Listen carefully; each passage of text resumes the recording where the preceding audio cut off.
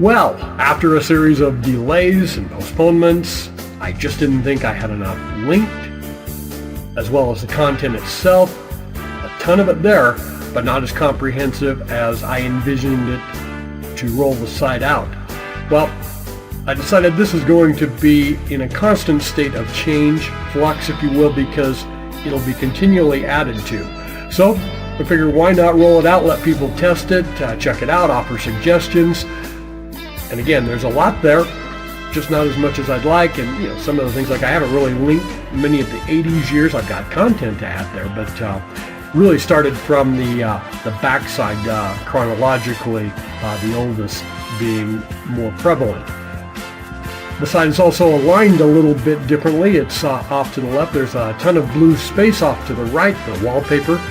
And I can switch that back to a center alignment, but there's something else I want to try there. Also, the site is called Vintage Evanston, but there's a different twist or two I want to do with the domain name. So right now, we've got this showing up at evanstonmotorcompany.com. That was just a domain name that I inadvertently was billed for when it was really no longer valid. So I thought, hey, why not use it? Because it was one of those expensive domain names. So we'll get that changed to vintageevanston.com very soon, but right now you can find the site at evanstonmotorcompany.com. On first inspection, you might assume that, wait a minute, this is kind of like a Red Devil sports site. There is quite a bit of sports related content.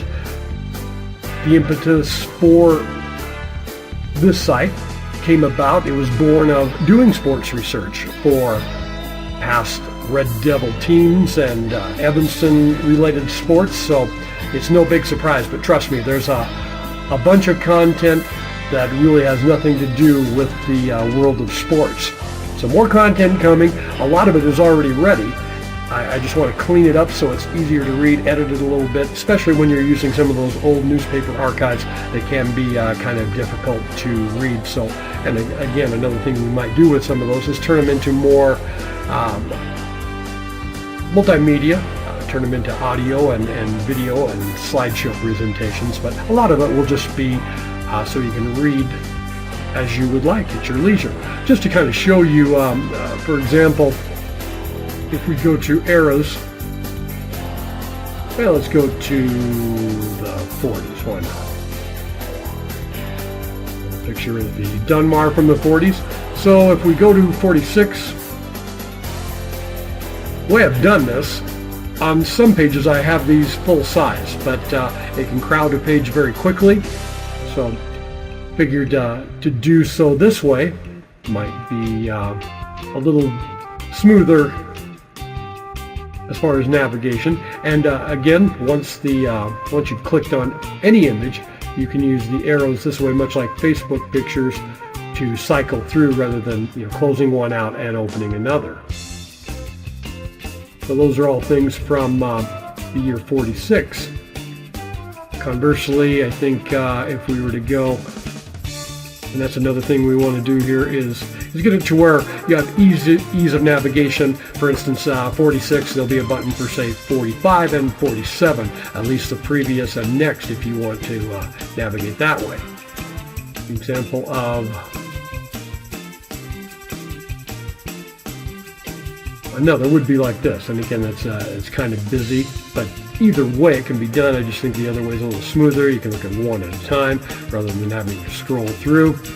Just trying some things out both directions and seeing what works best, and I do think the method shown off firstly will actually work a little better.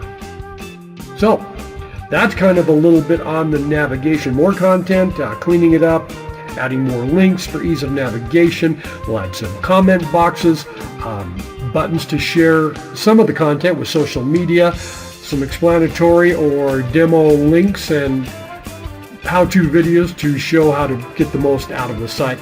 Those will be added in where they haven't been so far. So there's most of what I had to say. We'll come back with another video because I'm using Jing instead of Camtasia, and that limits me to 5 minutes. There was a method to that madness too, trying to get this in under 5, but not quite there.